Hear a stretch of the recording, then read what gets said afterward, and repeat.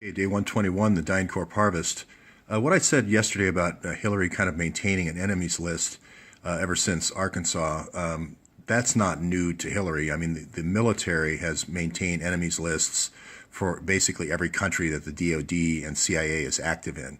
The idea being you want to be proactive. You want to have a list of people that are to be taken out day one. So you don't want to wait until the conflict and then try to start deciding that.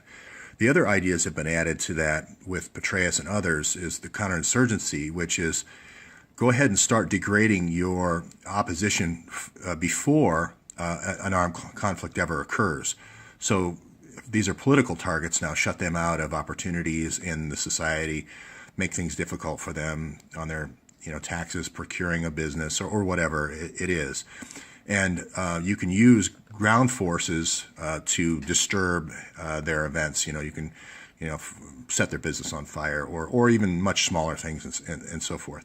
So the idea here is that DynCorp is using, you don't have to be in power. This is the key thing I wanted to say, is you don't have to be in power to have a group like Otpor who is doing disruption. For right now, George Soros is doing MoveOn.org with this Resistance Week, having these unions go in and bust up these congressional people that are going home for recess. So, and the idea is that if the CIA is doing this on 191 countries, what are they doing for the United States? Well, it turns out that DynCorp is in managing that program as well in the United States, and so that's the key thing. The problem is when you have this friend or foe type analysis, everyone is either put in the basket of friend or foe, and then everything that person owns, if he's an enemy, becomes fair game. You can do virus and vaccine testing on them. You can kill them. You can traffic their kids. You can traffic their wife. You can harvest their organs. When you start looking at policing in a militaristic point of view, which DynCorp teaches, everything becomes either friend or foe, and all spoils of war become fair game. And again, DynCorp just has shown that over and over again: Bosnia, Kosovo, Afghanistan, Iraq, or Haiti, Sudan, Congo, you name it. I could go on, and Central America. So again, it's not just a list. This is all the electronic information that PRISM collects. These are all your electronic chats and so forth, web pages you go to.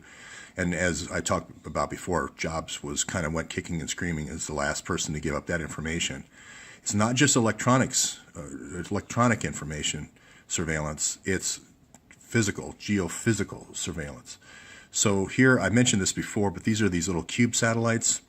By deploying these in a low Earth orbit, you can get a lot more information geospatially about people, where you can dust things that their cars, their homes, even their clothes, so that you can know where people are 7 by 24. India just launched a couple of days ago a satellite that put 104 of these out in space. So the previous record was 37 by Russia. So these last couple of years. Sometimes you can even put them up for a couple of days or weeks, and they work in a kind of a layered concept. So you have these CubeSats at a low altitude. You can have drones at even lower altitude, and you can have planes, all feeding information up to these bigger satellites, so that there's a readout in Colorado, at Cheyenne Mountain in Colorado, where NORAD is located, where you actually see everyone. You can turn on and off. You say, okay, I want to see people who are Ron Paul supporters, and then you can see a map of where they are. Okay, just people, Ron Paul supporters going to the rally in Dallas, that type of thing. And then you can send in your snipers or whatever to disrupt them, or however you want to react to the situation. It's all managed by Palantir. As I mentioned, that Promise software told me all my political opponents, what their criminal records were, where their bank accounts were, the property they owned, and so forth. Palantir adds real-time geospatial information, and that is effective if you're in terms of wartime. When you go in with an insurgent team, you know right where to go. At every moment, you know where your enemy is.